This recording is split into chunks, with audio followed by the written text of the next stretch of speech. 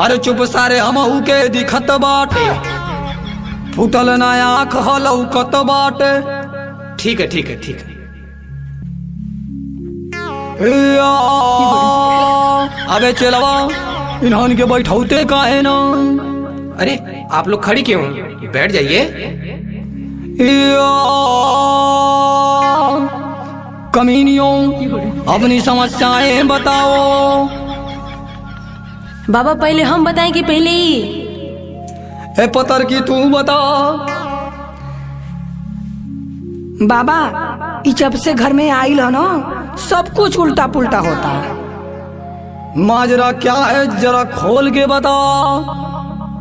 सुना बाबा, जब हम खाना खाइला ना तब पता न काहे हमार पेटवे भर जाला।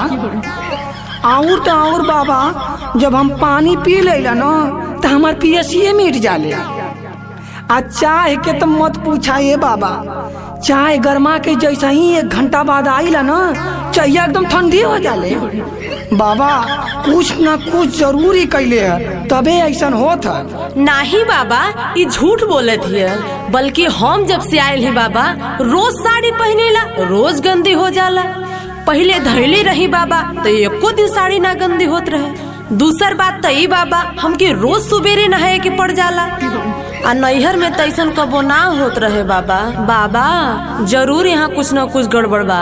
बाबा अब तू ही कुछ न कुछ उपाय लगावा। समस्या बड़ी बड़ी और है, लाओ कुछ दक्षिणा रखो, हाथ को रहावा।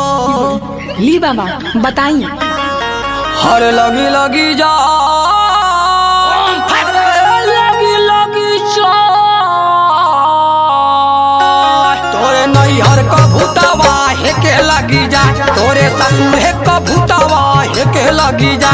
और लगी लगी जा, लगी लगी जा, तोरे नैहर का भूतवा है के लगी जा, तोरे ससुर है के लगी जा, तोरे नैहर का भूतवा है के लगी जा।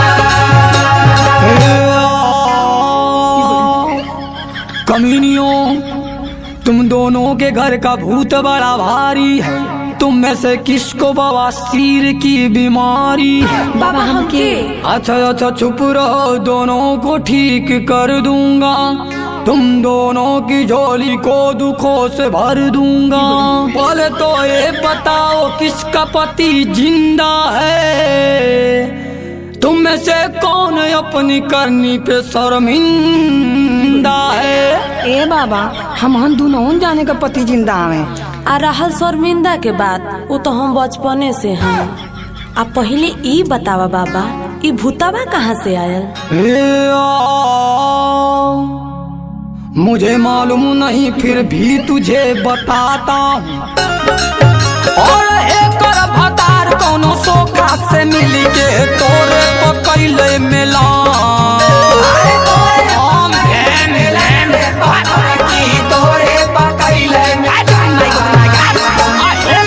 यार कोनो घर से मिल के तोरे पकैले ठेला।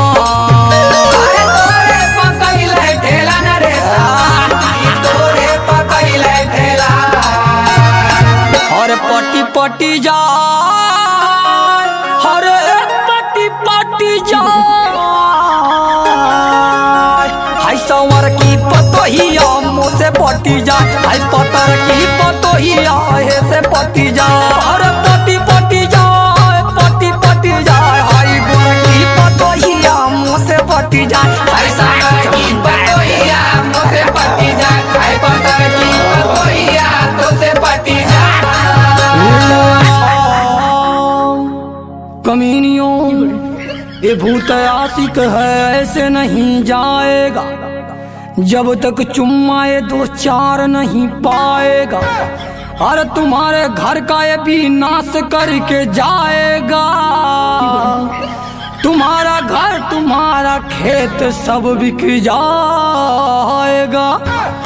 ए बाबा कैसे होके चुम्मा देवल जाई? उ तो लौकते ना। अरे पागल हो गई हो क्या तुम लोग? वो शैतान इस समय बाबा के शरीर में है। बाबा को चुम्मा दोगी तो उसे भी मिल जाएगा। अच्छा बाबा, चेला भभूत मार इन्हन के खोपड़िया पर। अब हम जात हई दारू पिए नर्सरिया पर। ए बाबा कोनो दूसर उपाय बतैता जौन आसान होखे। ठीक है सुन लो हम बताते हैं। और ऐसन बीमारी का एक उपाया दुनहुन ला कपड़ा छिला। अरे दुनहुन ला कपड़ा छिला रे बनिया दुनहुन ला कपड़ा छिला। अरे साथी सवेरे दोनों मरचा के बुकनी कपड़ा पे ली हो लगा।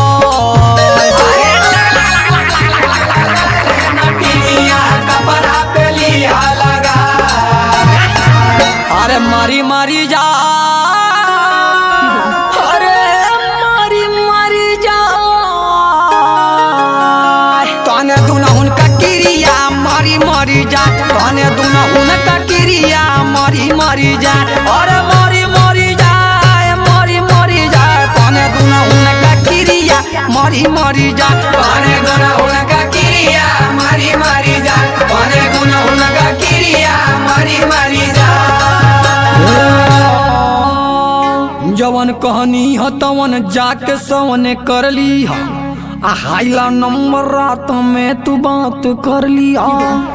हाइला हमारा नंबर पकड़ा, बाबा पे ना लगी तो हमरे पे कह लिया। ठीक है ठीक है बाबा हम जरूर करब।